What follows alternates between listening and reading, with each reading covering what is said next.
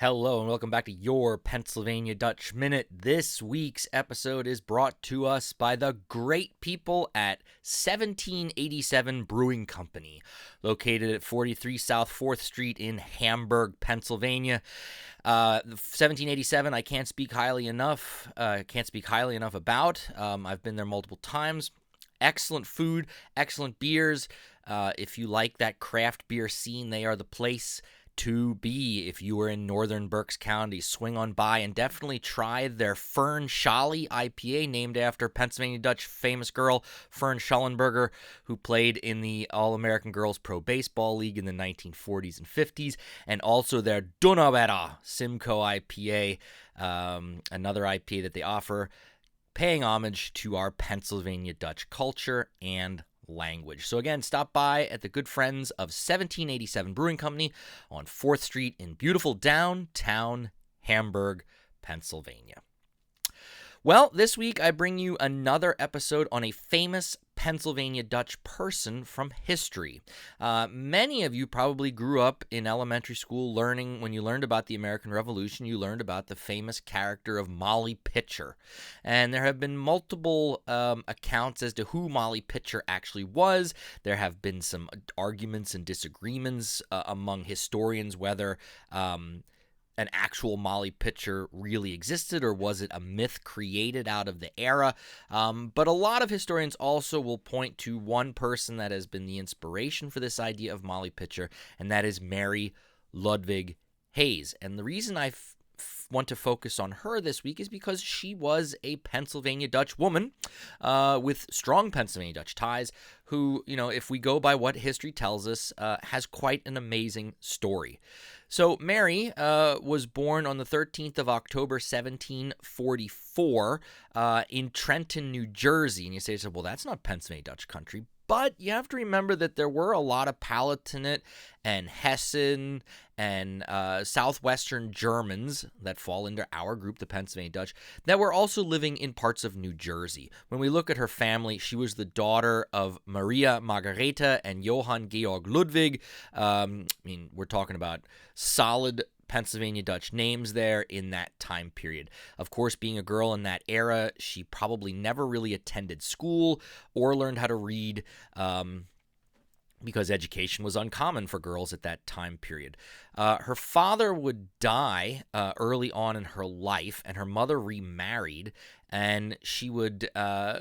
What's kind of ironic is her mother would marry a man by the name of William Hayes, and apparently at that point they moved to the Carlisle area of Pennsylvania. So Molly would grow up and get married in 1777. She married William Hayes, not the mom. My apologies. Her father did die young, but Molly married William Hayes, barber from Carlisle, Pennsylvania, and he joined the Continental Army and was an artilleryman. And the story goes, what we know from her life at least, in 1777, her husband, William, enlisted in Proctor's 4th Pennsylvania Artillery, which became Proctor's 4th Artillery of the Continental Army. And during the winter of 1777, camping at Valley Forge, Molly went and joined her husband, which was the case for some colonial wives. And she was one of a group of women led by, famously, Martha Washington, who also camped with George. And these women would wash clothes, blankets, care for the sick and dying soldiers, etc. When the army moved out, the wives went with, and famously, it was at the Battle of Monmouth, New Jersey, in June of 1778. Mary was there attending to soldiers by giving them water. Supposedly, it was an extremely hot day.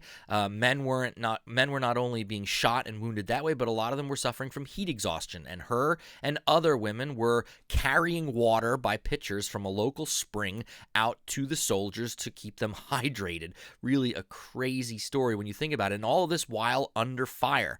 Supposedly, her husband did collapse during the battle. We don't know for sure if he was wounded or if he did suffer from heat exhaustion, but it has been reported, and from eyewitnesses, that As he passed out at the battlefield, Mary took his place famously at the cannon and continued to swab and load the cannon using her husband's ramrod. It has also been reported that at one point a British musket ball or cannonball flew between her legs and tore the bottom of her skirt off. Supposedly, she said something to the effect of, well, that could have been worse, and went back to loading the cannon. And that's really where she becomes famous, and there are tons of pieces of art about this scene of her loading the cannon. After the war was over, she returned to Carlisle with her husband, who did end up surviving the war. They would have a son named Johannes. And her husband then died in 1786. In 1793, she would remarry John Macaulay, who was another Revolutionary War veteran. And then they would finish out the rest of their lives there in the Carlisle area. Mary would eventually pass away. Let me make sure I get my date here correct. On the 22nd of January, 1832, and is buried in Carlisle. And famously, her tomb is her grave has a really awesome statue of her with the ramrod there holding over. Also, one little bit of history in 1822, before her death, the Commonwealth of Pennsylvania actually awarded Mary an annual pension of $40 for her service in the war. By the math that I did in $20, that'd be about $768. So that wasn't too bad. She was 87 when she passed and is buried at the Old Graveyard in Carlisle, and her tombstone does read Molly Macaulay because that was her second married name, and a statue of her as quote-unquote Molly Pitcher stands alongside a cannon, which is also there in the cemetery. Most people say that she was the bravest woman to ever help fight in a war. Of course, this story has been spread far and wide since her passing.